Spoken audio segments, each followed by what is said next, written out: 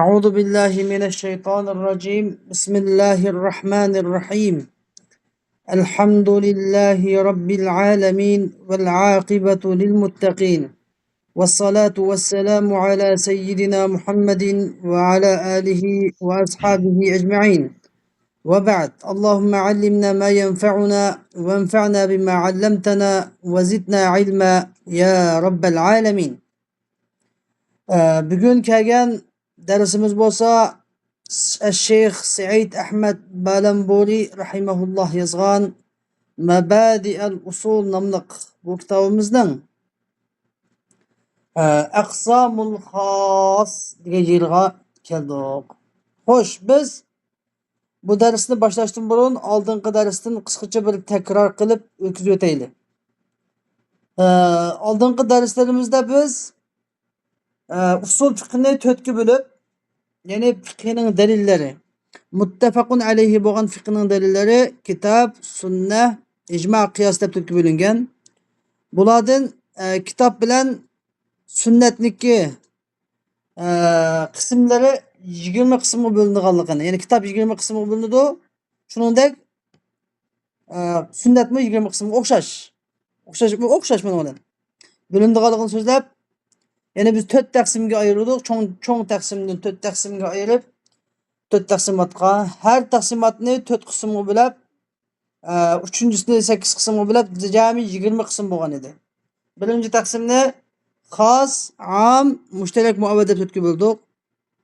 Ya'ni Qur'oni Karimning so'zliklarining lafzlariga qo'yilishi deb belgilanadi. Ikkinchi taqsimni birinchi taqsimni vujuhun nazm dedik. Ikkinchi taqsimni vujuhul istimal deb bunu 4 ga bo'ldik. Ya'ni Qur'oni Karimning lafzining shu ma'nolarga qo'yilib bo'lgandan keyin o'zining ma'nosiga, asli qo'yilgan narsaga qo'yilish yoki boshqa bir ma'noga munosabat sababli qo'yilish yoki shu ma'nolarning uchiq aytilishi yoki so'zlarning uchiq aytilishi yoki maxfiy, yepiq aytilishi jihatdan 4 ga bo'ldik. Haqiqa, majaz, salih, kinoya deb 4 ga bo'ldik. Undan keyin 3-chi taqsimotga keldik. 3-chi taqsimotda biz yana 4 qismga bo'lamiz. Buni 3-chi taqsimotni cho'ng 2 qismga bo'ldik. Buni nima deb ism qo'ydik? Buningga vujuhul bayon deb ism qo'ydik. Vujuhul bayon deb cho'ng 2 qismga bo'lib, bu qismning biri aqsam vodihud dilala, ya'ni biri aqsam xafiyud dilala deb cho'ng jihatli 2 qism bo'landi. Aqsam vodihud dilalani 4 ga bo'ldik. Az-zohir, nas, mufassal, muhkam deb 4 ga bo'ldik. Undan keyin aqsam xafiyud dilalani 4 ga bo'ldik. Xafi, mushkil, mujmal, mutashabih deb 4 ga bo'ldik. Undan keyin eng oxirida 4-chi taqsimga keldik. 4-chi taqsimni vujuhu al-istidlal deb ism qo'ydik. Bu ya'ni Qur'oni Karimning lafzi yoki ma'nosining, Qur'oni Karimning lafzi yoki shu lafzidan chiqqan ma'noning hukmlarga dalolat qilishi, hukmlarga dalil bo'lishi jihatdan, dalolat qilish jihatdan 4 qismga bo'lindi. Ikkisi lafz jihatdan, ikkisi ma'no jihatdan bo'ldi. Bunun birincisi ibaratun nas, ikincisi isharatun nas, üçüncüsü dalalatun nas, dördüncüsü iqtidaun nas bo'ldi. Bularning har birini o'z babida tafsili bayon qilib o'tdik. Endi biz shu birinchi taqsimda Qur'oni Karimniki lafzining so'zliklariga dastlabki quyilishi degan shu yerda biz 4ni xos, am, mushtarak muavvat deb 4 ga bo'lgandik, shundaymi? Endi shu 4ning birinchisi xos, intayin buniki mabhasi eng kengroq degan edik. Xos, mabhasul xos awsa'u shay'in fi usul fiqh. Usul fiqh bilimida xos mavzusi, xos bobi eng keng, eng uzun, eng ko'p deb o'tib ketgan edik. Undan keyin xosdan amr, nahiy, mutlaq, muqayyatlar hammasi xosning bobidan deb qisqacha o'tib ketgan edik. Endi musannif rahimahulloh bizga mana shu kitobdagi taqsimotlarni 20 qismni bizga tafsiliy bir deb berayotgandan keyin endi shu xosniki qisqa so'zlab bitib ketgan shu amr, nahi, mutlaq, muqayyat degan qismlarini bizga bir-birlab tafsiliy so'zlab bermoqchi. Shunda da Musannif rahimahulloh deydiki aqsamul xos. Biz xos deganda nima degani edik boshida? Xos deganda ta'rif nima deb ta'rif bergan edik? Al xosu ma wudi'a ala ma'nan mufradin ala al-infirad. Yani ma wudi'a ala ma'nan mufradin ya أو مسمى معلوم على الانفراد.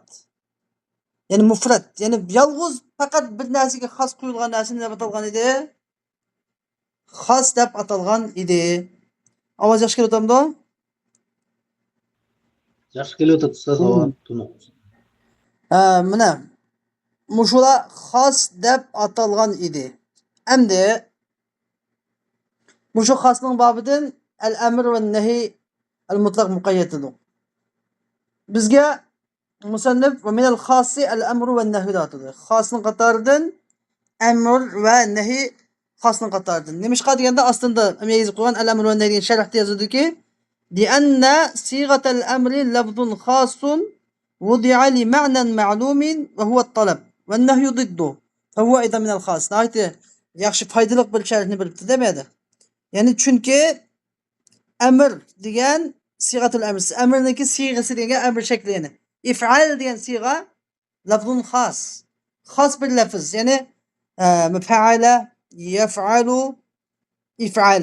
Degan fiil degan ya nim buludu, madi buludu, yoki mudari buludu, yoki emir buludu. Şu çoğun cihetden 3 bölünüdü fiil. Endi şu üçünün içinden birini, üçüncüsü ortak fiil deb ortak tanlamay, if'al deb birini tanlaganlıkның özü nima bo'ldi ekan bu jihatdan? Xos. Undan keyin bu lafzun xos, ma'ni jihatdan qanday desa, siga jihatdan anda bo'ldi. Ma'ni jihatdan desa u ma'lum bir ma'noga qo'yilgan. İf'al degan gap ma'lum bir ma'noga, bir ma'noga emas. Uning ma'nosi ma'lum. Yani xosning nima ta'rifida al-xosu ma wudi'a li ma'nan ma'lumin ala al-infirad degan ma li ma'nan ma'lumin ala al-infirad. Misha emirde bu gapning o'zi bor. Emirdeki if'al degan gap nima uchun qo'yilgan deydi talab. İf'al degan gap deydi talab. Endi nahi undan aksi. Nahi muxassan qatoridan. Anda nahi desa nahi at-tark. Nahi li talabi at-tark. Nahi qilmaslikni talab qilish uchun, emir qilishni talab qilish uchun qo'yilgan alohida bir so'z, alohida bir siga, alohida bir shakl. Bu jihatdan nima ekan? Xos ekan. Hattoki law kana sigatul amr jam'an. Agarcha amr sigasi nima bo'lib qolsa-mu, ko'plik shaklda kelib qolsa-mu. Faqta'u degandek masalan, as-sariq va sariqatu faqta'u degandiki, faqta'u degan jam'. Jam'lik jihatdan ko'zga olsak nima bu am. Bütün aşı o'g'illikniki qo'lni kesinglar, bütün musulmonlikda bo'lgan bo'ladi, lekin qo'lni kesish degan qo'lini kesinglar degan talab jihatdan xos. Qo'lni kesinglar degandan qo'lni kesmay amal yo'q, kesmay chora yo'q. Kesinglar degandan keyin boshqalarni fitna va bayon kesishga bo'lmaydi, faqat qo'lni kesish kerak. Shu talab bo'yicha. Xo'sh. Tushundingizmi? Endi bizga Musannif rahimahullah emrini tunuşturup bitirdi. Hoş. Ta'riful emr. Emrning ta'rifi deydi. Fal emru lugatan emr degan lug'atda yani arab tilida qavlul qaili li g'ayrihi ala sabilil isti'la'i if'al. Endi emr degan gap emrning lug'at ma'nosi asli vadi'ul lug'a yani arablar emr sigasini if'al degan so'zni asli qo'yganda qanday ma'no qo'ygan desa, yani qavlul qaili li g'ayrihi degan bir adam o'zining g'ayriga ala sabilil isti'la yani o'zini ustun sanash yo'li bilan if'al deyishi. Bir odamning o'zining g'ayriga o'zini ustun sanash yo'li bilan. Isti'la degandan amaliyotda ustun bo'lish shart emas, amr bo'lish uchun uning amaliyotda uniki oliy, yuqori bo'lishi shart emas. Bas o'zini ustun sanasi bo'ldi, yetarli, kifoya. Bir tariqi da'va mesela dava kılıp üstünlükle dava kılsa emir buluşku yitidu. Yani if'al. Bir adam yüzüne çoğun tutup, yüzünü çoğun tutup tüven başka bir adamga muhita qilib bergandim desa, hatta o adam yüzü kichik bo'lsin-mu, o'zini cho'ng qilib urgan bo'lsin-mu, bu if'al degan bo'ladi. Ammo agar bunda bir qoida bor bizda. Agar amr cho'ngdan kichik bo'lsa, buning bo'ladi asl qoida amr. Agar kichikdan cho'ng bo'lsa amr, siyg'asi kichikdan cho'ng bo'lsa, bu duo, tilak. Agar tangdan tanga, barobardan barobarga, min musavin ila musavin bo'lsa, bu iltimos. Shu xil cho'ng jihatni 3 xil bo'ladi-da. Ammo cho'ng istila deb qo'yganda bir odam asli qoidada cho'ng bo'lish kerak. Cho'ngdan kichikka amr bo'ldi, ha. Cho'ngdan biri kichikka, kattadan biri yuzi tuvan, martabasi tuvanga qilg'in, anda qilg'in, bunda qilg'in deb bo'lsa asli to'g'ri buyruq bo'ladi. Lekin o'zi darajasi tuvandan yuqoridan qilib bergin deb bo'lmaydi asli. Lekin agar burus uchun o'zini cho'ng tutib desa, bu ham buyruq bo'ladi. Bu ham buyruq hisoblanadi. Xo'sh. Va istilohi ma'nosi. İstilahi ma'nosi ay ilzamul fi'li alal g'ayr. Hamda yani fiqh, usul fiqh istilahidagi amrning ma'nosi, yani ta'rifi, yani g'ayriga, yani o'zining g'ayriga bir ishni qilishni lozim qilish. İlzamul fi'li bo'lsa, fi'l degan bir ish, bir harakatni o'zining g'ayriga lozim qilish. Agar fa'l bo'lsa, ilzamul fa'li bo'lsa, bir ishni qilishni lozim qilgan bo'ldi. Fa'l bo'lsa masdar bo'ladi, fi'l bo'lsa ism bo'ladi. Shuni biliriz kerak. Kaqavlihi ta'ala masalan va aqimus salata va atuz zakah. Va aqimus salata va atuz zakah. Yani namaz o'qinglar, zakat beringlar dedi Alloh taolo.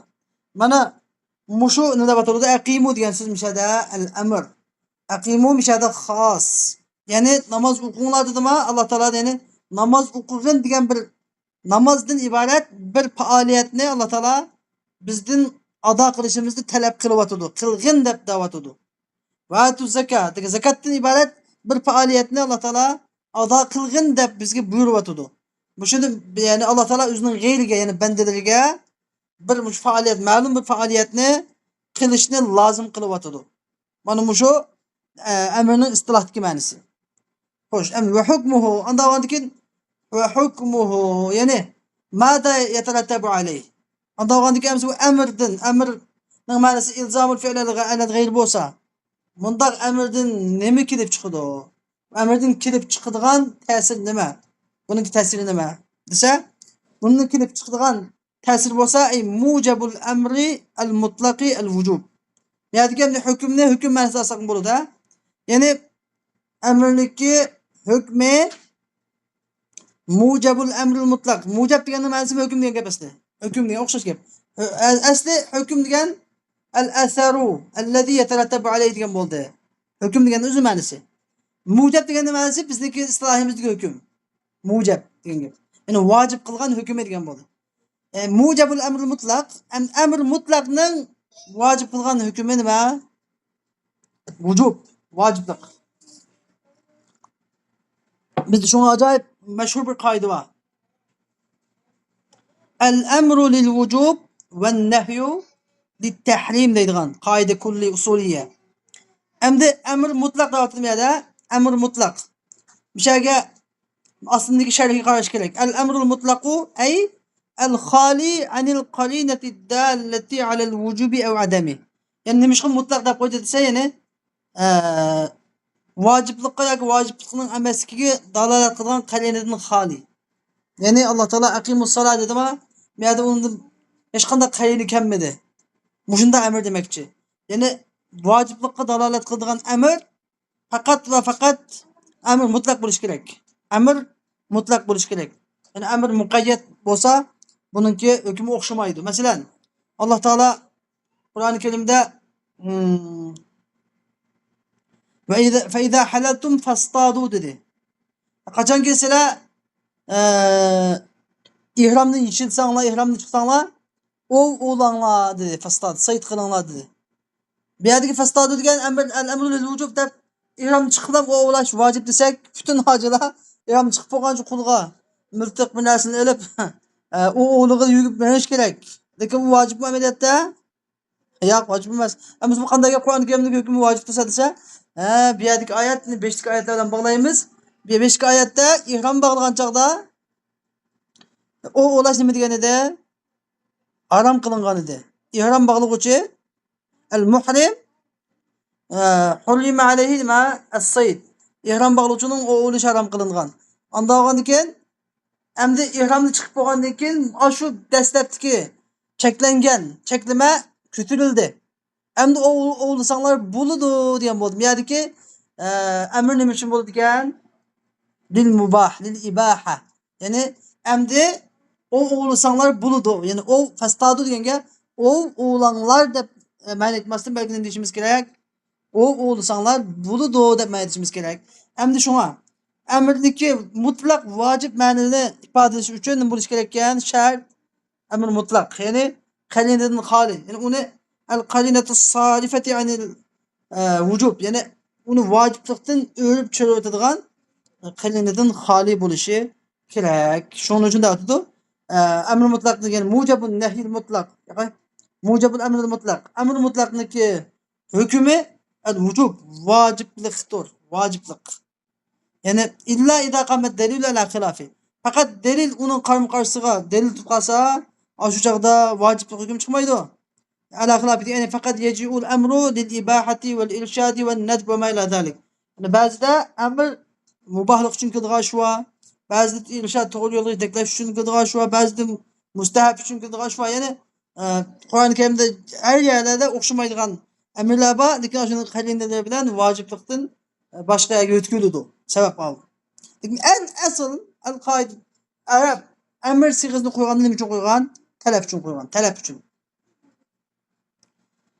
Xo'sh, endi ta'rifun nahi. Nahiyning ta'rifi deydi. Ve nahyu lugatan nahi degan lug'atda qawlul qaili li ghayrihi ala sabil al-isti'la'i la taf'al. Endi shu arablar mushu la taf'al degan siyg'ini qanday ma'noga qo'ygan? Nahi degan qanday narsa? Nahi degan qanday narsa desa, bir odamning o'zining g'ayriga ala sabil istila, o'zini ustun salash yo'li bilan bunda qilma, la taf'al degan qilmag'in degan so'zi o'zining g'ayriga, bunda degan so'zni uchun nahi deb ataladi. Bu shu so'zning o'zi. Ya'ni talabut tark. Bu ma'nosi talabu at-tark. Bir narsani qilmaslikni talab qilish. Qilma degan gap, ya'ni unda tarkni talab qilish degan bo'ldi. Vastilahan endi istiloh degani usul fiqhidagi istilohidagi atalg'usidagi ma'nosi ta'rifi bo'lsa, ilzamu tarkil fi'li alal g'ayri. G'ayrining gardiniga, g'ayrining ustiga al tarkil fi'l degan bir fi'lni, bir ishni qilishni tark etishni lozim qilish degan bo'ldi. Ka qavlihi ta'ala, Alloh taolaning va la taqrabuz zina. Zinaga yaqin yo'lamanglar degan qavliga o'xshash masalan. Belki va la taqrabu degan amr nima? Va la taqrabu degan nahiy. Endi taqrabu degan zinaga yaqin yo'lamanglar degan nahidan ya'ni Alloh taolaning g'ayri bo'lgan ya'ni maxluqlarni zinaga zina bilan shug'ullanishni va uning yaqin yo'lab selishdimi Alloh taolo to'sdi. Zinani harom qildi. Zinani tark etishni hamma musulmonning gardiniga nima lozim qildi, vojib qildi. Hukmuhu endi bunda nahiyning hukmi nima? Desa nahiyning hukmi mujabun nahyil mutlaq. Nahiy mutlaqning mujabi degan gap. Hukmi o'xshash, ha? Mujab deganning ma'nosi hukm degan gap. Hukmning ma'nosi ikki xil ma'nosi bor hukmning. Bir ma'nosi al-atharul mutarattabu alayhi degan ma'nosi bor. Yana bir ikkinchi ma'nosi mujab, ya'ni bizniki shu ahkam, hukm degan ma'noda. Ikki xil ma'nosi bor. Ma'nodagi hukm ya'ni mujab ma'noda, ya'ni nahiyning mujabisi degan gap, nahiyning vojib qildigan hukmi mutlaq nahiyning vujubul imtina degan gap shu cheklangan ishdan cheklanishning vojibligidir. İlla ida qamat delil ala xilafi. Faqatlam endi delil buniki qarama-qarshisiga delil barpo qilib qolsa, shu chaqda bu nahiy vojiblikni ifodalamaydi. Ya Ba'zi makruhlikni ifodalaydi. Ba'zida qilmasanglarmi bo'ladi degan tarafda ibohni ifoda qilish ham mumkin. Qilmasanglar yaxshi bo'ladi. Demak bu chaqda qilmanglar. Qilmasanglar yaxshi bo'ladi. Qilmasanglarmi bo'ladi deb uch xil hukm bo'lishi mumkin. Nimaga? Agar dalil kelib qolganda, dalilsiz bo'lganda cho'qim qilmanglar degan, ya'ni shaksiz vojiblik uchun bo'ladi. Ya'ni tark etish vojib degan bo'ladi. Xo'sh, endi ma yata'allaqu bil amri. Ovoz yaxshi bo'latamda? Avval siz yaxshi o'g'latib turibsiz. Ma yata'allaqu bil amr. Endi amrga aloqador bo'lgan masalalar. Birinchi, misrabiyaga musannif bizga birmuncha qoidalarni so'zlab berdi, qoida kulli. Yodlab olish tegishli bo'lgan. Birinchi qoida, men buni qo'shib qo'yman ziyoda, al-amru lil wujub va an-nahyu lit tahrim. Usul qoida usuliyya. Qoida kulliyya desak bo'ladi. Qoida kulliyya. Endi bu musannif birinchi deb qandida amrga aloqador bo'lgan qoidadan al-amru bil fi'li la yaqtadi at-takrar. Birinchi qilib amr vojiblik ifodalab bo'ldi. Amr mutlaqil amr vojib uchun bo'lib bo'ldi. Xo'sh. Endi mushu vojib uchun bo'lgan amr, mushu vojib uchun bo'lgan amr. Bir ishqa buyurilgan amr la yaqtadi at-takrar. Yani tekrarni taqozo qilmaydi. Ya'ni Alloh taolo fa ma'na sallu, Alloh taolo namoz o'qinglar deganning ma'nosi ay addus salatan marratan degan bo'ldi. Ya'ni bir qatim namoz o'qinglar degan bo'ldi. Ya'ni bir odam masalan, hatto Alloh taolo bir qatim degan gapni demagan taqdirdimi? Namoz o'qinglar deganki bir qatim namoz o'qsa, mas'uliyat gardidan ado bo'ldi. Va yakhruju min al-uhda. Yani mas'uliyatni ado qilgan bo'ladi. Ammo ham savol kelishi mumkin. Anda bo'lganda biz har kuni namoz o'qiymiz-ku. Namoz har kun namoz o'qiymiz. Bu siz hozir amr degan takrorni taqozo qilmaydi deyapsiz. Lekin bizniki ibodatlarimiz to'xtamay takrorlanyotadi-ku. Bu qanday gap? Desa, bunga javob beradigan javob va ma ikkinchi qoidani deb turibdi. Ikkinchi qoida va ma takarrara min al-ibadat fa bi takrari asbabiha. Ya'ni ibodatlardan takrorlanganlari bi takror asbabiha bu ibodatlarning sabablarining takrorlanishi bilandir. Ya'ni ibodatlarniki takrorlanishiga sabab shu ibodatlarning sabablari va hammasining shu sabablarning farz bo'lish sabablari. Şu sebeplerinin tekrarlanışı sebepliktir. Aslında tabi tekrar esbabiha diyeninde ne devatıdır ya da İza vecebetil ibadetu bi sebebiha yetevecehul emru li edai ma vecebe minha aleyh. Mesela kaçan ki bir ibadetin sebebiyle vacip olsa bu emir şu sebepten o ibadetin sebepki vacip olan dersen ada kılışka yüzlüğünü deydi. Mesela el vacibu fi vakti zuhri huve zuhur. Pişin vakti vacip olan derse pişin. Eteveccehel emru li edai zalikel vacib. Emdi şu vacibini ada kılışı olan emir derhal yüzlüğünüdür. Sümme idâ tekerrerel vaktu tekerrerel vacib. Annekin şu vakt tekrarlansın vacip tekrarlandı. Bu ne diyen gap? Dise tekimi asallaştırıp atilaşsak. Yani Allah Teala akimis salate li duluk şems dedi mesela. Şimdi gün ilgilge vaktinde namaz okunadı yani pişim vaktindeki vakti li duluk şems. Günün ilgilişi. Hem de hoş. Hem de Allah Teala akimis salate li duluk şems dedi. Gün ilgilgende namaz okunlar, pişim namazı okunan demek yani. Demek biz fiyatını bildik, pişimlikki namazının sebebi gün ilgilişken dedik. Hem de muşu gün her günü biz yaşap gün ilgildime gelengi pişim vacip. Eğer mesela bir adam bomdat vaktida ya bomdat vakfala bir gün ilgiliştin burun ülap kas bir adam. Bir adam gün ilgiliştin burun kabla zavali şems duluk şemstin burun ülap kalsa bunun geldiğindeki pişim vacip emez. Ne için? Gün ilgilmegenlik için bunun geldiğindeki pişim vacip olmadı. Ama gün ilgilip bulap bir adamga. Gün ilgilip bulap zavali şems bulap. Bunun köyünde ülap kalsa şu dese bu çağda geldiğindeki bir vakit namaz nima vojib bo'ladi. Buniki agar endi o'qimay uxlab qolgan bo'lsa, shu namozniki kafaratini bilish vojib bo'ldi adamga. Xo'sh, endi bizga musannif amr bilan vojib vojib bil amr bilan vojib bo'lgan hukm vojibning ikki turga bo'linadiganligini so'zlab berdi. Biz al-amru lil vujub dedik. Al-amru mutlaqu lil vujub dedik. Bunun kelidan amr takrorni taqozo qilmaydi dedik. Ammo ibodatlarning takrorlanishi shu ibodatlarning sabablarini takrorlanishi bilandir dedik. Endi xo'sh biz vojib o'tib ketganmiz. Amrdan o'tib, amrdan chiqadigan vojib o'tdik. Amr orqali gadanga vojib bo'lgan vojib ikki turlik bo'ladi, nav'an. Birinchisi ada, ikkinchisi qado. Birincisi ada, ikkinchisi qado. Ya'ni bir amr Alloh taolo aqimus salat degan bo'lsa, bizga gardimizga dastlabda ado vojib bo'ladi. Ya'ni uni namozni vaqtida o'qiladigan bo'ladi. Inna salata kanat alal mu'minina kitaban mawquta. Endi bir odam kasal sabablik yoki uxlab qolibdi, yoki unutib qolibdi, yoki bir qanday bir sabablik hamda uruq qilib, pasliq qilibdi masalan. Shunda namozni vaqtini zoya qilib o'tkazibdi, qattiq gunohkor bo'ladi. Lekin uning gunohkor bo'lishining hukmi boshqa, mana namozning gardindan saqit bo'lishi, ado bo'lishi boshqa. Buniki zimmasiga bu namoz kun igil peshin namozi bu bugun kun igildimi bugunning peshin namozi gardanga chiqildi. Buning mendan saqit bo'lish uchun buni ado qilmay boshqa chora yo'q. Ado qilmay boshqa chora yo'q. Endi buni ado qilish uchun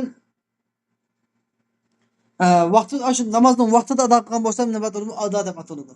Vaqtini zoya qilib o'tkazgandan keyin bu qattiq gunohkor bo'lmaydi, lekin gardini saqit bo'lmaydi.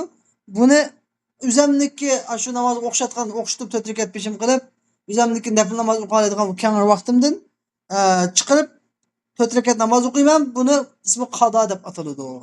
Bu qado bo'ladi. Xo'sh, endi bizga bu ado bilan qadoni musannif ta'rif qilib berdi. Ada va huwa taslimu aynil vojibi bil amr. Ado degan nima desa, ado degan amr bilan vojib bo'lgan narsaning aynini topshirish. Taslimu aynil vojib bil amr. Ya'ni amr bilan vojib bo'lgan vojibniki amr bilan vojib bo'lgan vojibning aynini topshirish nima ataladi? Amr bilan bo'lgan vojibning aynini topshirish ado deb ataladi. Andoz qadochi desa, qado degan va huwa taslimu misl vojibi bil amr. Amr bilan bo'lgan vojibning mislini, ya'ni o'qishini topshirish degan bo'ldi. Endi bu yerda nima uchun namozni vaqtida o'qish demaydi desa, u degan bir tarmoq furu'. Bu taslimu aynil vojib degancha umumiy usuliy qoida. Mana ikkisiniki o'xshamaydigan, ya'ni bizniki deb bergan misolni tushuntirib qo'yish uchun faqat bir tarmoq masalani misol keltirib berdim. Ammo usul degan davomli umumiy so'zlaydi, umumiy. Endi bir narsadagi o'zini topshirsak deb shu misolga o'tiradigan misoldan bilsa, masalan, bir odamning telefonisi bir telefonisini o'tnayapti masalan, telefonisini ishlatalaydi. O'tnayapti.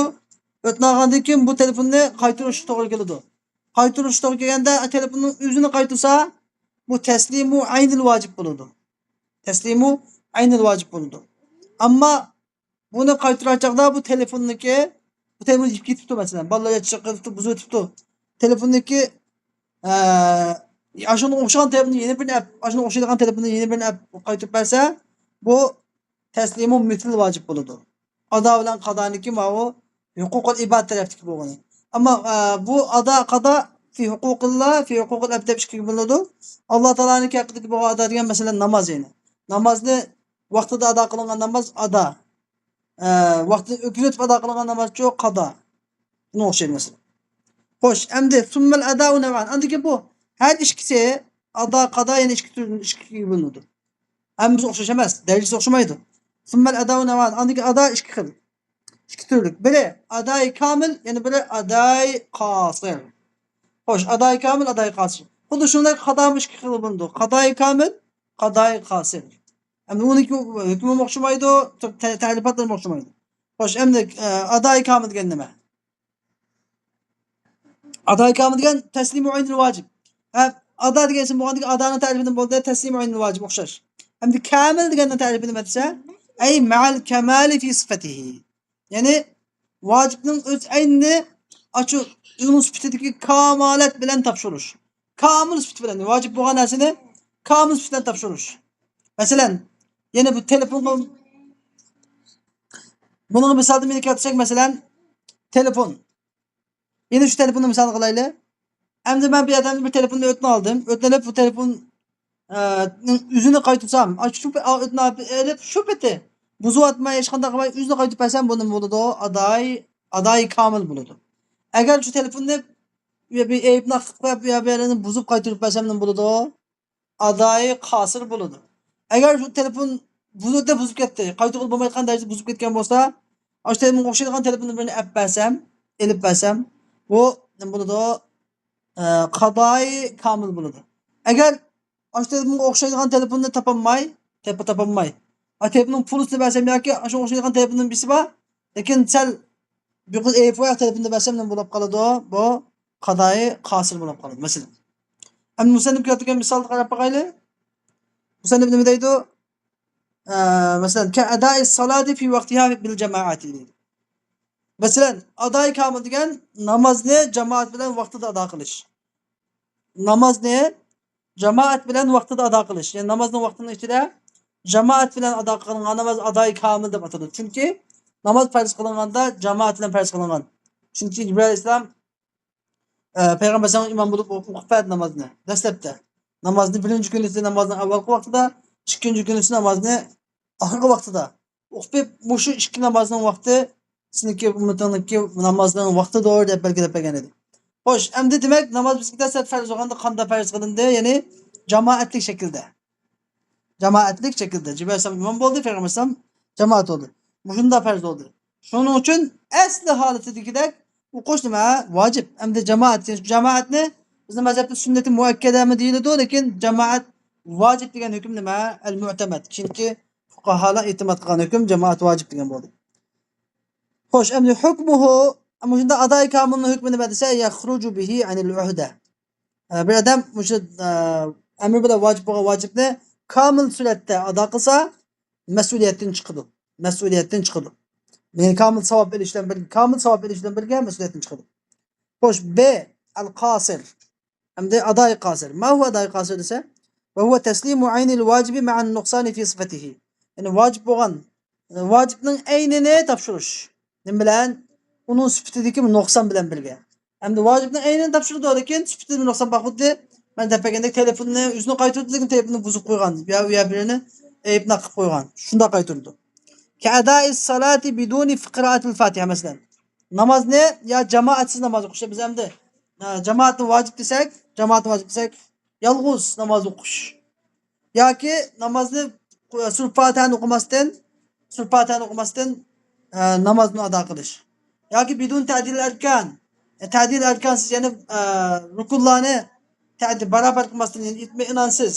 Subhana rabbiyal azim, subhana rabbiyal azim, subhana rabbiyal azim deb 3 qatim demasdan masalan. Rabbana ve lekel hamdu demasdan, subhana rabbiyal alani demasdan her bir nimaları, her bir a'zolari. Masalan, rukudan bosh ko'targanda bütün so'ngaklar joyiga qaytmasdan turib sajdaga ketish masalan. Sajdadan bosh ko'targanda uniki umurtqisini tubdan ruslanmasdan turib sajdaga ketish shundaq nimasi öpüp cho'qigandek, qushdan cho'qigandek, to'xidan cho'qigandek shunday holatda namoz o'qishning hammasi nima bo'ladi? Aday qasir bo'ladi. Ya'ni vojibni tark etgan ishning hammasi aday qasir bo'ladi. Aday qasir bo'lganda qanday qilish kerak? Aday qasir bo'lganda adam suhbatani o'qimay, sahvalik bilan o'qimay namoz o'qigan bo'lsa, buningga sajda sahvi qilish kerak. Ya'ni sajda sahvi vojib bo'ladi. Ta'dil arkansiz namoz o'qigan bo'lsa, buningga bu chaqda buningga sajda sahvi bilan yamanmaydi. Bas gunohga olib qoladi. Ammo yo'q. Endi agar bir odam qasdlik bilan bunda vojibni qasddan tark etsa, sajda sahvi yamanmaydi. La yecburu sujudus sahv. Bir odam bu namozdagi vojibotlarni qasdlik bilan tark etsa, bu qanday qilish kerak? Bu shu namozni boshqadan qayta o'qilish kerak. Nima uchun desa, bu gunohni yamash uchun, tajabburan lil ism. Gunohni yamash, gunohni o'rnini to'ldirish uchun bilak o'qiydi. Nima uchun emas? Namoz batillab ketdi deb emas. Chunki namozning batil bo'lishi uchun nima bo'lish kerak? Cho'qim farzdan birisi tark etilish kerak. Rukundan bir tark etilishi kerak. Ammo rukun tark etilmabdi. Ammo vojibni qasddan tark etgan bo'lsa, shu gunohdan chiqish uchun namozni iyoda qaytalab o'qiydi. Ammo vojibni sahvan tark etgan bo'lsa, sajd sahv qiladi. Ammo ta'dil arkan qilgan bo'lsa desa, bu gunohkor bo'ladi endi. Ta'dil arkan qilgan bo'lsa, buni bilak o'qisa yaxshi bo'ladi. Chunki payg'ambar alayhisalom hadisda bir odam kelib tiz namoz o'qigan odamga qum fasolli fa innaka lam tusalli. Sen ondan tu namoz o'qish uchun sen namoz o'qimading dedi. Ya'ni ta'dil arkan qilmay o'qigan edi u odam. Shuning uchun ta'dil arkan vojib deymiz. Chunki ta'dil arkansiz o'qigan odam asosan qanday o'qiydi? Qanday o'qiydi? Qasdlik bilan qiladi uni. Sahvanlik yo'q bu yerda. Ovozim bertamda? Ha. Ya'ni ta'dil arkan qilgan odam, ta'dil arkanni tark etgan odam qasdlik bilan tark etadi. Shu sababdan vojibni qasdlik bilan tark etgan hukmi kelib, buni qilish kerak. Bu namozni iyoda qilib qayta o'qishi kerak. Nima?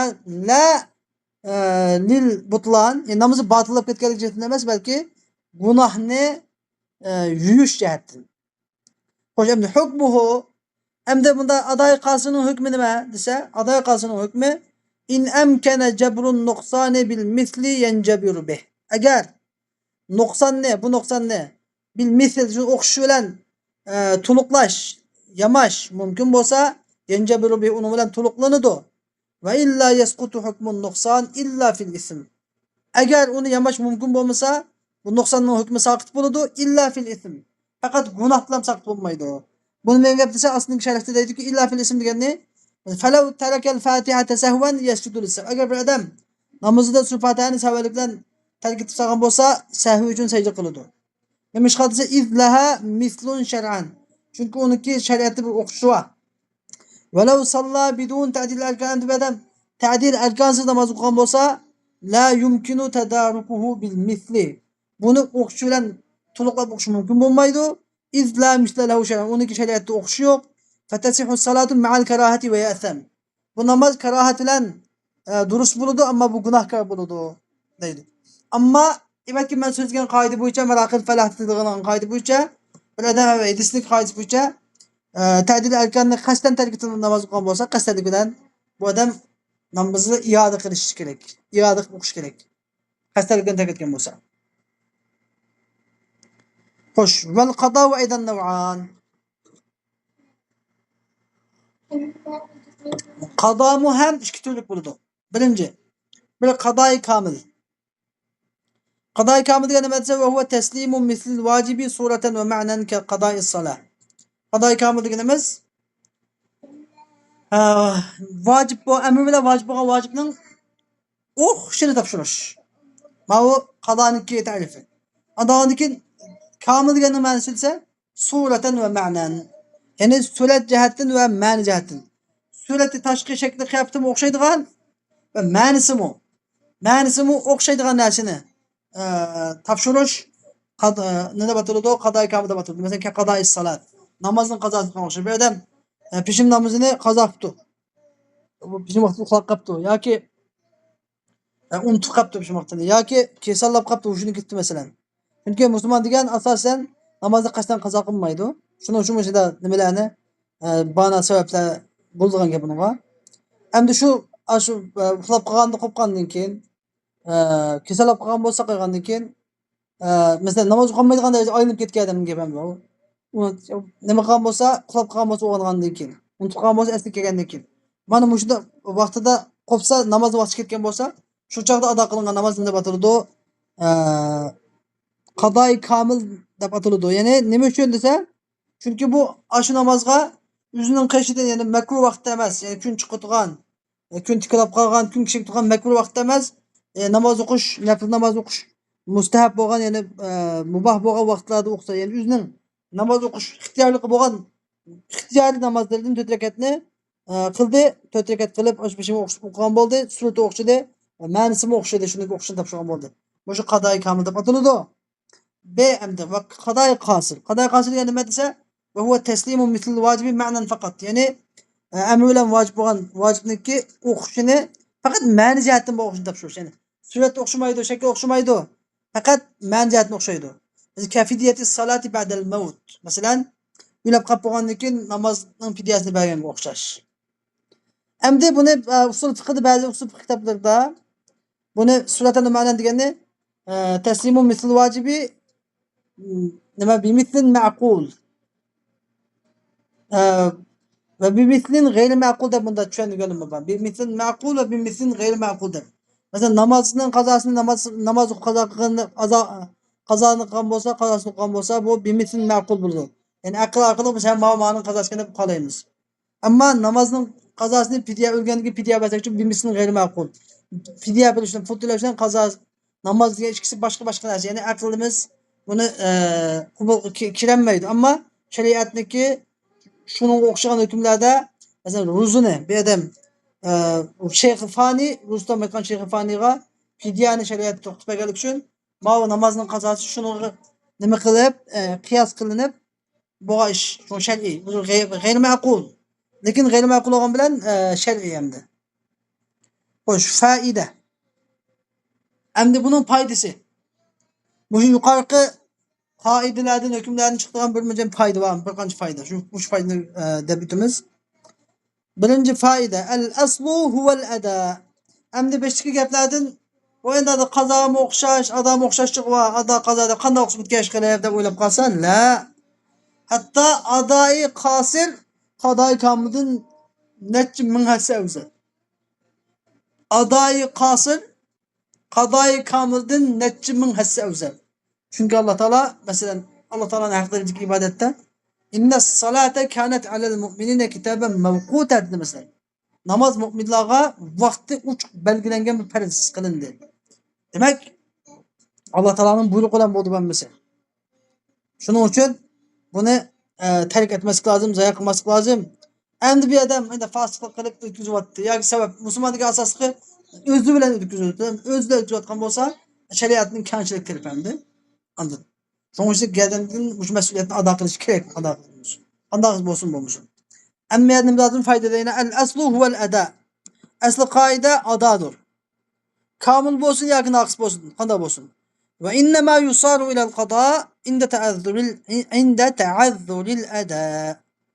Şimdi qadaga öylüşlüki sebep hükümlüki nimi kanda kıp qaza tarafga ölüp qaladı dese ada qiyin adani qilish ters bo'lib qolgan chaqda qiyin bo'lib qolgan chaqda dishvar bo'lib qolgan chaqda shu chaqda qadoga hukm qado tarafga aylanadi. Xo'sh, ma birinchi qoida, birinchi foyda. Ikkinchi foyda. El aslu fil qadai huvel kamil. Endi bir adam ado qilinmabdi, qazoga aylanibdi narsa. Endi bu qadodagi asli qoida nima desa, kamil ado qilish kerak. Qadoda kamil ado qilish kerak. Endi kamil ado qasir desak ve innema yusaru ilal qasir indel ajzi al kamil. Kamil ado qilishni ojiz kelgan chaqda shu chaqda andin qasirga hukm qasirga aylanadi. Qasir taraf qaytadi. Em faida. Üçüncü fayda. Ma la misle lehu la suratan ve la ma'nan la yumkinu icabul qada'i fi. Emdi. Bir narsa varken bununki ne suret cihetten ne mani cihetten okuş yokken. Bunu qanday ado qiladi, qanday qazo qiladi desa, ado qilolmaydi ekan, buni o'chog'da qado qilolmaydi. Surat jihatdan, ma'na jihatdan bu aynini topshirilmasa, adosi qilinmaydi. Lekin mislini topshirilmasa, qadosi qilinmaydi ekan. Buni qanday qiladi? La yumkinu ijabul qado fi desa va yantaqilu hukmuhu ila al-akhirah. Bunun hukmi bunun qadoni vacib qilish mumkin bo'lmaydi birinchi. Qado qilinmaydi. Bunun hükmü ahiretke ötkülüdür. Allah Teala bunun hakkında kıyamet yapırdı. Kel menafi'i. Nime okşayı mesela desem? Kel menafi'i la tudmanu bil itlaf. Menfaatlerge okşaş ki bunu itlaf telap kıldiğin buzu ötüşü. Halak kılı ötüşü filan la tudman diyen tülenmeydi. Daman kılınmaydı. Bunu mu diyen yaptıysa bir adam mesela bir adamın maşinisini, seyyarısını oğulu yaptı. O asakçılar bunu ahiret tutup oğlunu kolgu düşürüp oğlun bir aydın ki mesela bir aydın ki oğlunu kolgu düşürüp maşinisini ekepilipti maligiske. Lekin maligisi bir ayın içiden de oylaydı ki ben şu oğlu olmagan bolsa maşinemni bir ayın içinde ya ben taksicilik kıladım, mençilik pul tapadım, ya maşinemni icarıga versem mençilik pul çıkardı, ya anda oladı bunda oladı dep Manchak men paydalatdım. Ya şu maşinan bo'lgan bo'lsa men taksiga pul to'lamasdim degan hisoblarni to'lab undan o'g'ridan pul ololmaydi anda qilib. Anda tutanmaydi. Nimishqa desa, chunki bu manfaatlar degan bu bir moddiy narsa emas. Bu degan bir aradiy, ya'ni hadisi bir narsa. Hadisi bir narsa al-arad la yabqa ala zamanayn. Arazlar, hadiseler ikki zamanga qolmaydi. Anda bir tutsamwa qarvaqili bo'ladigan, bundan da bir etrafını şöyle itib qarvaq mavini narsam digiladigan narsa emas. Narsani satqil olmaydi. Bunun hesabını buduqul olmaydi. Bir adam bir ayda bu maşinini 10 ming ko'ylab pul tepishi mumkin bir mashinada bir adam. Bir adam uni oldida qolib tufus ketishi mumkin. Bir adamning mashinani minishiga yana bir adamning mashinani ishlatishga o'xshamaydi. Shuning uchun biz bunun da uning mashinaning kirasiga baho budayolmaymiz. Shu sababdan buni qadami qilinmaydi, adami qilinmaydi. Buni hukmi anda osmon ziyon tortib desa, buni hukmini qiyomatga topshiramiz. Alloh taolo qiyomat kuni oxiratni olib beradi. Ammo biz moddiy narsalarni bu dunyoda moddiy narsalarni mashinasi buzayotgan bo'lsa, mashinasiki tuniga soladigan gap, mashinasini yengini binoga soladigan gap, pul qimmatini beradigan gap, ammo mashinaniki keladigan foydalarini buni hisobga olinmaydi. Faida. Am to'rtinchi oxirgi foyda: İza velada şer'u bil misli ma'a ennehu la yumathiluhu suratan ve la ma'nan.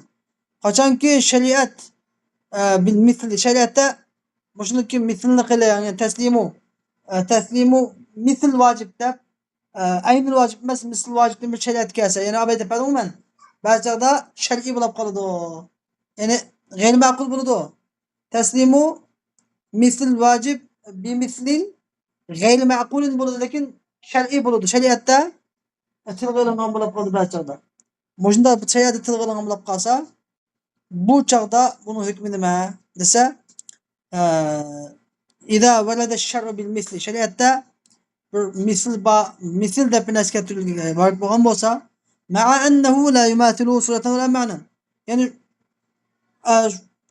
uningga u na surat jihatdan o'xshamaydi ekan, na ma'no jihatdan o'xshamaydi ekan. Surati o'xshamaydi ekan, ma'nosi o'xshamaydi ekan. Shunda turiblik shariatda mana shunga misl deb kelgan bo'lsa, yakunu mislan lahu shar'an. Bu shar'iy misl bo'ladi. Misl shar'iy bo'ladi. Bu misl shar'iy, hattoki ba'zan bizning aqliy shar'iyimizning ustun bo'ladi. Masalan, kal fidyati fi haqqi Shayxul Fani misl as-sawm. Ruzuda Shayxul Faniga fidya berildi. Shariat. Ve alellezina yutiqunahu fidyatun ta'am miskin. Yani ay la yutiqunahu. Ruzu tutuşga taqat keltirolmaydigan, cham yetmaydigan qari bichoralar fidyatun ta'am miskin, bir miskinga tamoq berdi dedi. Mushu fidyani fidya bilan ruzu degan ikkisi o'xshamaydigan narsa. Fidya berish degan gap bir odamning qonini to'yg'izash degan gap, miskinga tamoq berish. Ruzu tutish degan qonini qusoqni ochirish degan gap. Ikkisi butunlay qarshi narsa.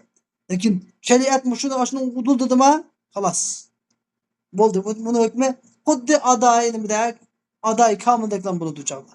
Bunga deymiz, nemizning g'ayri ma'qul deb meniki hukmiga o'xshatmaymiz aniqi. O'lganniki namozga kafolat bergan, fidya bergan fidyaga bu o'xshamay qoldi. Chunki u fidya ikki jihatdan bo'lgan. Biri mushu Shayx Fani Rustam odamniki fidya bergan masalasiga, ro'zaga fidya bergan masalasiga qiyos qilingan. Agar buning qiyos qilinmagan bo'lsa, ehtiyot yo'li bilan bo'lgan. Üçüncüsü, endi va en oxirgi mazmun, al-ma'muru bil amri naw'an. Endi amr bilan buyurilgan ish ikki turlik bo'ladi. Biri bizda ma'mur ba, amr ba, al-amir ba. Al-amir ba. Yani bir ma'mur bihi ba. Yani ki ma'mur bihi. Ma'mur bih. Ma'murun bih, ma'murun lah, ma'mur al-amir, al-amir. Tadkhil istilah var ha. Yani amr bilan buyurilgan ishning buyurilgan ish ikki turlik bo'ladi. Birincisi mutlaqun anil vaqt. Bir vaqtın mutlaq, yani vaqtsiz amr. Vaqtsiz buyurilgan ish, yani falan chaqda emas, ish qilib ömür ichida qilsa bo'ladigan. Mutlaq, yani vaqtin mutlaq bo'lgan. Kaz zakati vel hajji ve sadaqatul fitr mesela. Zakat, hac, sadaqa fitrga o'xshash. Mavla hammasi vaqtsiz, yani kishimni kun on deganday zakatni ya Muharramda ya Ramazonda beradigan gap yo'q. Zakatni faqat bir odamniki uni to'xtatgan vaqti yo'q. Uniki faqatlam sharti bor, ya'ni pul moli nisobiga yetsa, uni keyin yil oshib nisobiga yetgan pul yil aylansa, agar tijorat mol bilan bo'lsa, o'sha tijorat niyati bo'lsa, shu narsa bilan uni keyin yil toshqanda gadning zakat vojib bo'ladi, lekin bu zakatmi nima shu chog'da emas, ya'ni ulab qolib qo'yuvchi basi bo'ladi. Gadni turdi, lekin shu bitta yajibu bittarahi deydi. Ulab qolib qo'yuvchi basi bo'ladi. Ulab qolib qo'yuvchi basi bo'ladi. Endi bu zakati vel hacci ve sadakatul fitr. Hac, mesela hac mu falan hacniki tabii vakti var. Vakti var. Hacne vakti var. Ama bu hacni her yılı hac kâsi geldiğinde bir katım yeni hac vacip olmaydı. Bir katım adak olsa hac to'xtaydi. Nimishqa deganda, chunki hajniki sababi bir. Hajning sababi bo'lsa bayt. Haj nima uchun farz bo'lgan? Baytullohni ziyorat qilish uchun. Al-haj degan al-qasd degan gap. Ya'ni Ka'baga qasd qilish degan gap. Baytulloh bir, Baytulloh ikki emas. Baytulloh bir bo'lganligi uchun Baytullohni bir qatam ziyorat bo'lsa, gadandagi shu vojib farz ado bo'lgan bo'ladi. Sadaqat fitr zakatga o'xshaydi. Xo'sh, endi hukmuhu. Buni hukmi nima? Ya'ni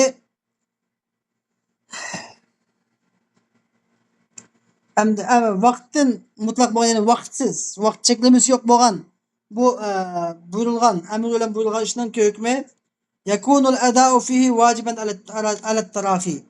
Bunda buyurilgan ishni ado qilish nima? Tarahi bo'ladi degan gap, oldirmay vojib bo'ladi. Yani oldirmay degan gap darhol qilish vojib emas, kechiktirsin bo'ladi. Lekin bi sharti alla yafutahu fil umr. Umrning ichida uning fawt bo'lmasligi shart bilan. Umrning ichida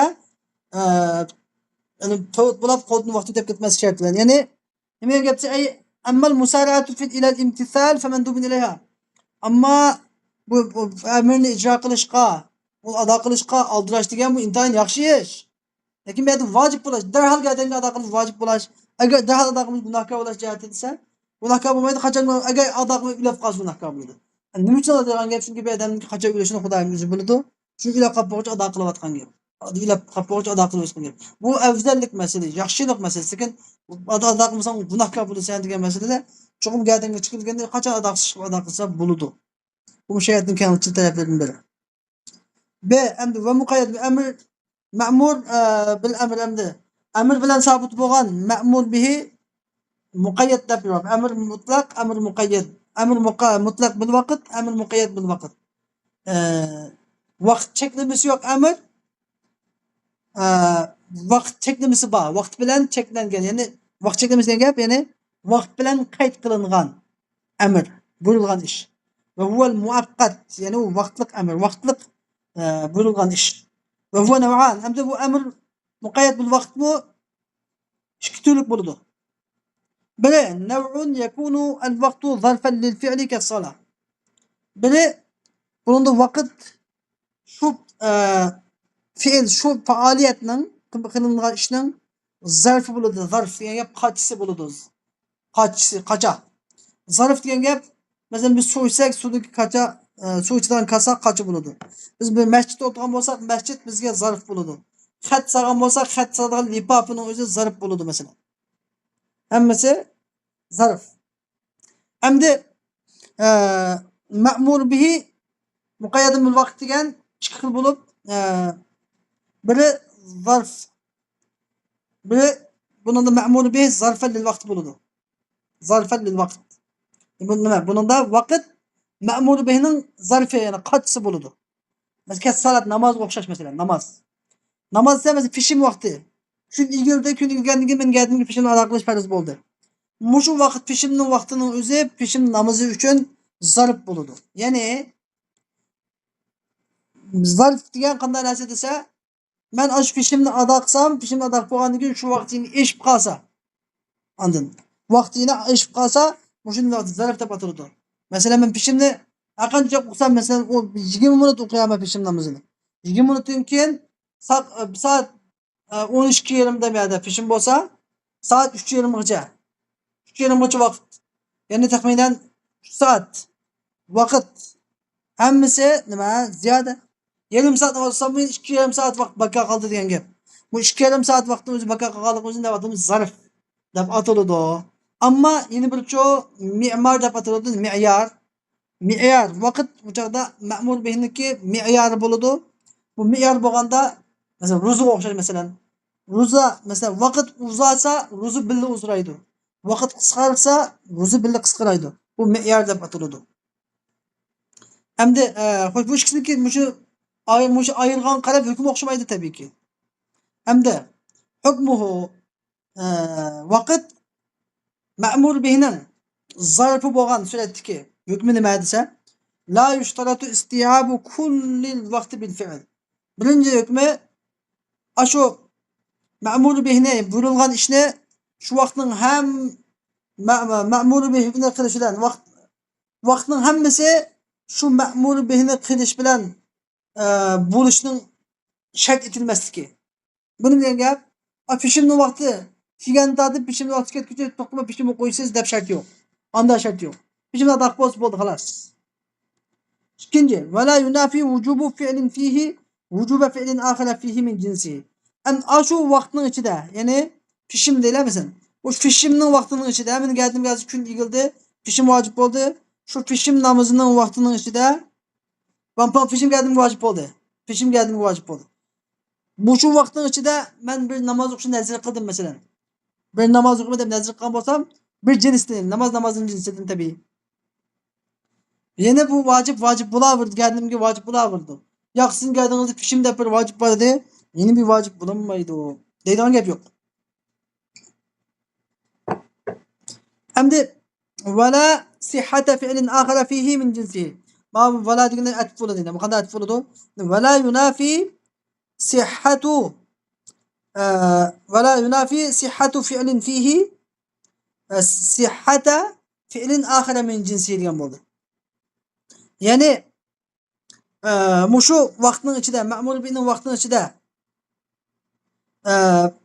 bir fiilni ado qilishning durust bo'lishi shu vaqtning ichida shu ma'mur bihning jinsidan bo'lgan yana bir fiilni ma'mur bihni ado qilishga qarama qarshi kelmaydi. Ya'ni men pishimning vaqtida o'tirib yana bir qazolab ketgan pishimni o'qiy olaman. Shu pishimning vaqtida o'tirib yine boshqa qazolab kelgan nazar qilgan namozlarimni ado qila olaman. Durust bo'laverdi. Ya'ni zarf vaqt ma'mur bih zarf bo'lgan hukmi shu mana. Eng muhim bo'lgan hukmlar. Undan keyin vala uchinchi xil hukm nimasi? Vala yata'adda al-ma'mur bihi illa bi ta'yin an-niyyati wa indaq al-vaqt. Amniyadiki vaqt zarf bo'lgandiki eng muhim bo'lgan masaladan birisi ma'mur bih faqatla niyatni tayin qilishdan ado topadi. Agar chanda vaqt istab qolgan bo'lsa, buni degan gap. Men pishimning vaqtida hamda mau nima vaqt me'yor bo'lgan, vaqt ma'mur bih me'yor bo'lgan suratga o'xshamaydigan bir tarafi ma'noda niyat qilishim shart. Pishim vaqtida men pishim o'qimoqchi bo'lsam, men nawaytu an usalli az-zuhra. Yoki zuhra al-yawm. Yoki fard az-zuhr degandek niyat qilishim nima? Farz bo'ladi. Shu kunning niyatini tayin, shu namozni, shu pishim namozini tayin qilishim nima bo'ladi? Farz bo'ladi. Nimishqa desa, li vujudil muzahim. Chunki bu yerda qistab turgan men shu vaqtimning ichida boshqa amal ibodatni qila olaman, boshqa pishimni o'qiy olaman, qazo pishimni o'qiy olaman, nafl namoz o'qiy olaman, asr namoz haqida ya'ni boshqa ibodat, boshqa nafl namozimni o'qiy olaman, vaqtim bor. Shuning uchun chuqum o'qimoqchi bo'lgan namozimni men palonchi namoz, bugunchi namoz deb tayin qilishim nima shart. Shu niyatni tayin qilish shart. Va indaqal vaqt agarcha vaqt aqancha qistab qolgan bo'lsa niyatni tayin qilishim kerak. Vaqt qistab qolgan bo'lsa-mu. Vaqt qistab qolsa, chunki vaqtni qistab qilish degan amrun aridiy. Lekin man ta'yinun niyya bo'lsa amrun asli. Amrun aslini amrun aridiy nima? La yuzil, zahir qilinmaydi. Xo'sh, endi va naw'un ovoz kelyapti yaxshi? Yaxshi o'g'ildi. Va naw'un yana bir turi yakunul vaqtu mi'yaran lil fi'li kas-sawm. Endi yana bir tur bo'lsa vaqt shu ma'mur bihning fe'l degan nima? Buyurilgan ish. Shu buyurilgan ishning amr bilan buyurilgan ishning o'lchimi bo'ldi. Me'yorga o'lchimi bo'ladi. Kas-sawmi ro'zaga o'xshash. Masalan, ro'za. Endi Ro'zada masalan vaqt bilan ro'za o'xshash. Vaqt uzursa ro'za uzuraydi. Agar vaqt bizniki tong atqanda tortib, bomdodga tong atqanda tortib, kun o'tirishga vaqt 14 soat bo'lsa, ro'zimi 14 soat tutiladi. Agar 15 soat bo'lsa 15 soat, agar 12 soat bo'lsa 12 soat, agar 9 soat bo'lsa 9 soat. Ya'ni shu vaqtga qarab bo'ladi-da, uzun qisqa. Bu shu me'yor deb ataladi. Buni hukmi o'xshamaydi tabiiyki. Hukmuhu endi mudobiqaning hukmi nima desa? İza ayyana şer'u lehu vaqtan. Yani ma'mur bih qam, ma'mur bih bo'lgan buyurilgan ishga shariat bir vaqtni tayinlab bergan bo'lsa, la yajibu ghayruhu fi zalika. Shu vaqtning ichida uning g'ayri unga adniga vojib bo'lmaydi. Ya'ni Alloh taolo Ramazon, masalan, Ramazon ro'zasi gadaniga farz qildi Alloh taolo. Ramazon oyi kelgan chaqda uning gadaniga boshqa ro'za farz bo'lmaydi. Boshqa ro'za tutish vojib bo'lmaydi. Boshqa nazrlarni ado qilish vojib bo'lmaydi. Ya da hattoki Ramazonda bunda ro'za tutaman deb bizga bir nazr muayyan qilgan bo'lsa vojib qilib, shu vojib bo'lmaydi. Uni Ramazondan boshqa tutish kerak. Nimishqa? Ramazon faqat Ramazon ro'zasi.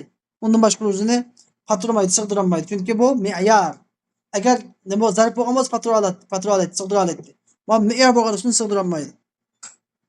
La yajibu ghayruhu fi zalika vaqt. Shu vaqtning ichida bu Ramazon ro'zasining g'ayri ham vojib bo'lmaydi, xo'sh. Va la yajuzu ada'u ghayrihi fihi. Endi shu Ramazonning ichida masalan, shu Ramazonning g'ayrini ado qilish ham joiz bo'lmaydi. Gadanga vojib ham bo'lmaydi, ado qilish joiz ham bo'lmaydi. Ramazonda faqat Ramazon ro'zasini tutoladigan gap. Undan boshqa tutulmaydi. Anda olgandan keyin va yasqutu shartu ta'yin. Bu chaqma tayin sharti saqit bo'ladi. Bu odam Ramazonda tutganda men navaytu an asuma sawman desa bo'ldi, xolos. Uni navaytu an asuma sawman fardan yoki navaytu an asuma sawma hada shahr, navaytu an asuma sawma hada Ramazon deyish ketmaydi. Navaytu an asuma sawman desa bo'ldi. Ya'ni ro'zadagi niyatni o'zida qo'ysa bo'ldi. Niyatni o'zi farz. Tayin qilish shart emas. Nima uchun desa, nima? Chunki Ramazondagi vaqtning ma'mur bihniki me'yori bo'lganligi uchun. Kas-savmi fi Ramazon. Ramazonga ro'za o'xshash deydi. Xo'sh, 4-chi hamda eng oxirgi masala. Al-amru bish-shay'i yadullu ala husn al-ma'mur bihi idza kana al-amru hakiman. Xo'sh, endi bu biroz muqaddimaga ehtiyoji bor. Bu hukmning buni qisqacha deb bitaylik. Hozir vaqtimiz qolibdi. Ya'ni bizda aqida bu asli bu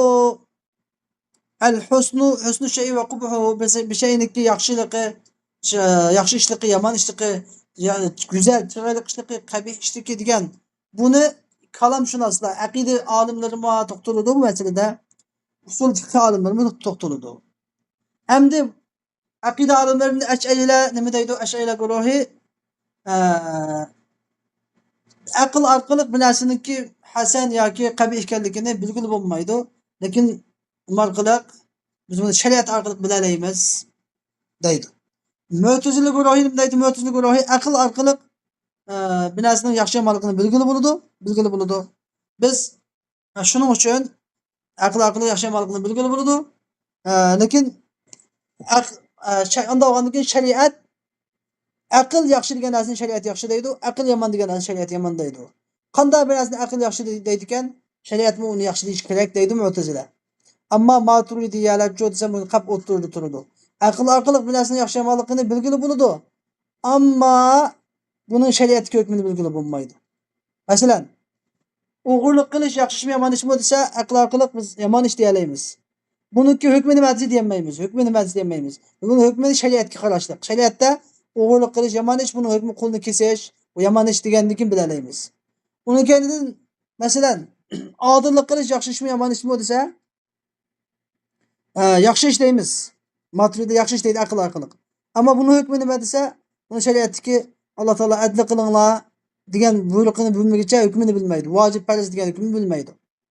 Ammo Mu'tazilalarcha desa, yaxshi ish farz vojib bo'lish kerak, yomon ish harom bo'lish kerak, aql shunda bo'lish kerak, deblam shunda deydi.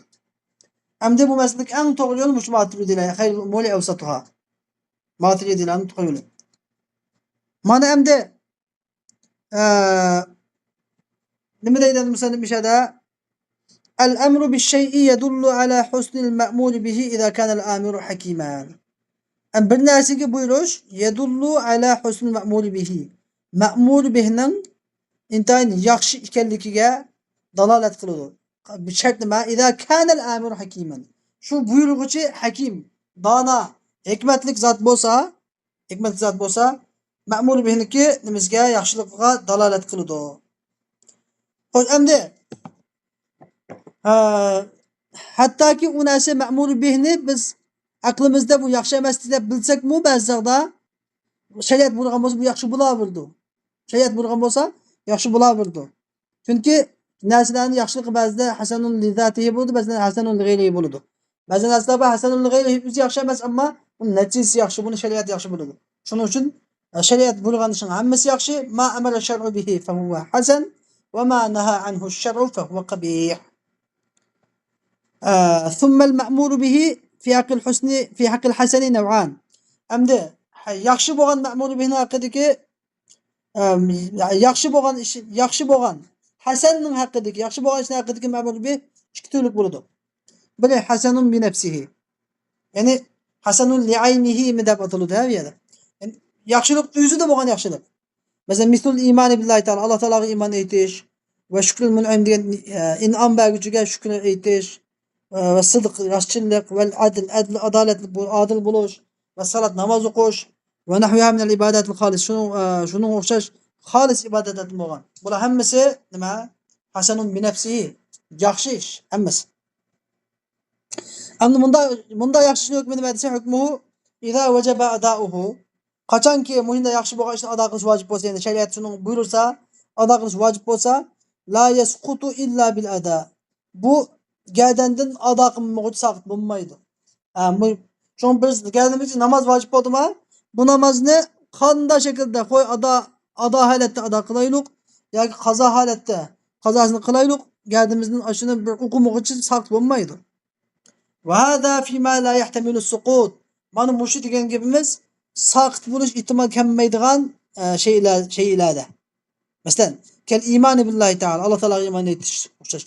Allah Teala iman etiş mesela el-imanu tasdikun bil kalbi ve amma